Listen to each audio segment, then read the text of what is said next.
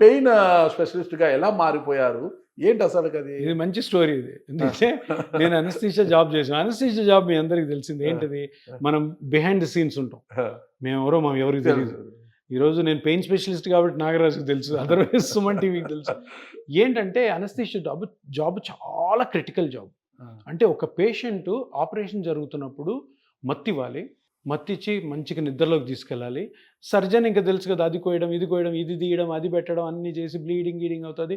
ఆ టైంలో పేషెంట్‌కి ఏ విధమైనటువంటి హాని కలగకుండా అయిన తర్వాత నొప్పి లేకుండా రికవర్ చేయాలి. రికవర్ చేసి బయట పెట్టాలి. బయట పెట్టి ఇంటికి పంపించాలి. ఇది జాబ్. కానీ ఇతను ఎవరికి తెలీదు. నేను చెప్పాను కదా! ఇంతే అడిగేది. సో, ఎందుకు ఇంత చిన్న పార్ట్ అడిగిన దానికి మళ్ళీ చిన్నగా ఏదైనా చేయలేమా అన్న రీసెర్చ్ చేసి ఆల్రెడీ నేనేం చేయలేదు. ఉన్న రీసెర్చ్‌ని బయటికి లాగి సో, ఇదెందుకు మనం ట్రై చేయకూడదని నేను కార్పొరేట్ హాస్పిటల్ దాన్ని మొత్తం అవపోసన పెట్టారు. దాన్ని పట్టి జనాల మధ్యలో పెట్టా.